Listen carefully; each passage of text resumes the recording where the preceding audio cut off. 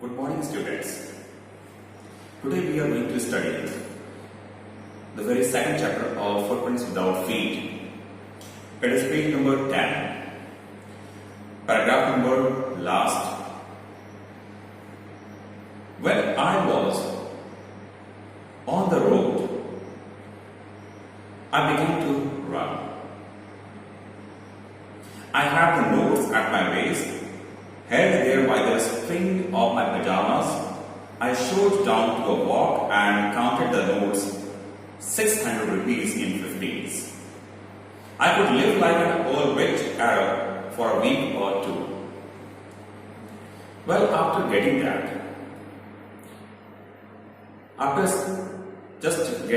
he gets very happy for a while, and he just considers himself like a old rich Arab. That means the Arabian businessman, the oil rich businessman, say they don't have lackness of money and they spend a lot, and in the same manner he considers himself like that. Well, he just counted. It was 600 rupees and it was in 50s. Now he had to do one thing. He had to run. He had to run from there and he had to leave that place as soon as possible. He was in pajamas. What he does, he just tucks it out into his pajamas and then he just moves from there. When I reached the station, I did not stop at the ticket office. I had never bought a ticket in my life, but dashed straight to the platform. The Lucknow Express was just moving out. The train had still to pick up speed and I should have been able to jump into one of the carriages. But I hesitated. For some reason I can't explain, and I lost the chance to get away. Well, when he reaches the station, he does not stop at the ticket office because in his life, he has never taken a ticket for traveling in a train. He just suddenly goes to the platform so that he could catch the train. That was Lucknow Express 10, and it was just moving out. It was just running out. Well, the train had still to pick up the speed. That means it was just picking up its speed, and in the meantime he had to catch the train. So he thought that he should have been able to catch that train by running just by it and just jump into one of the carriages, one of the compartments. But suddenly he just hesitates. He gets very hesitated doing so. He could not catch the train, he could not jump into the train. But what happened with him, he also didn't know.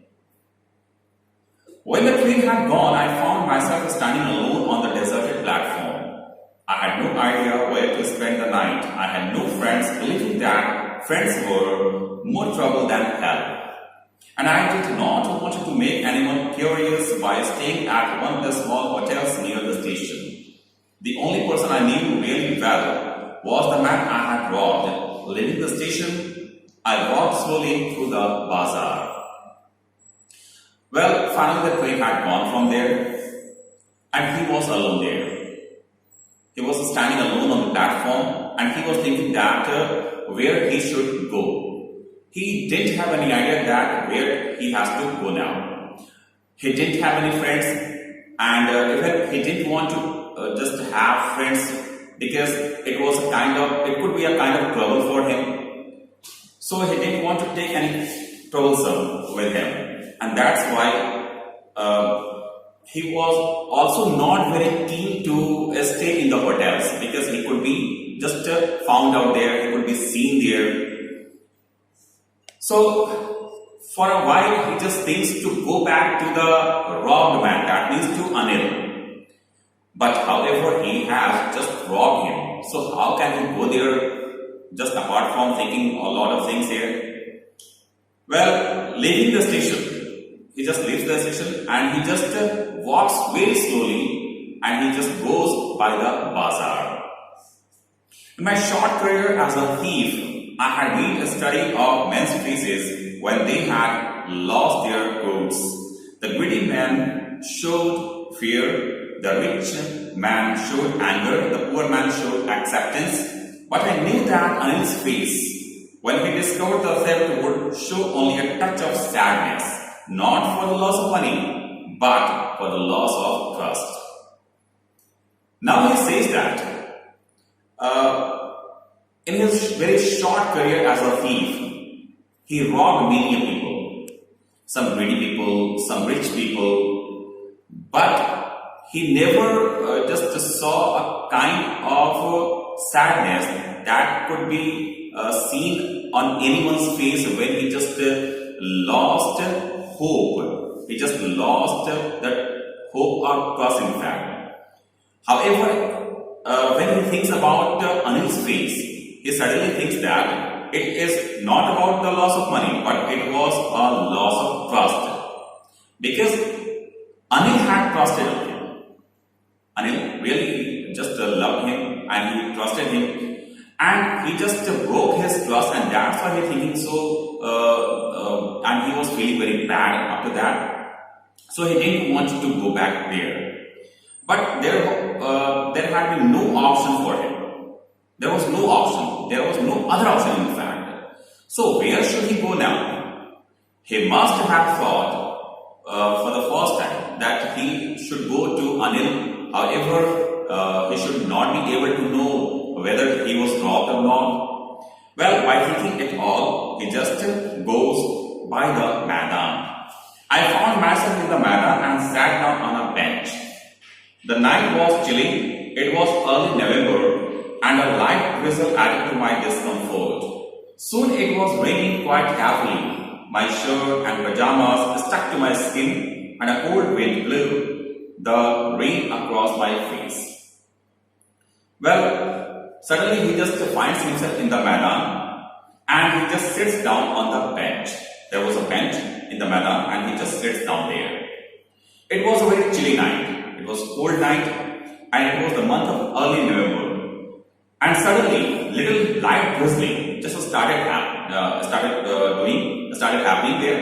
It was raining. It was raining very drizzling, and he was feeling very discomfort there. And after some time, it was raining very heavily. It was raining cats and dogs. His shirt and his pajamas just stuck to his skin, and a cold winter when it was just blowing out. The cold winter, it was just blowing out. It was just focusing, touching his face, and he was feeling very uncomfortable that time.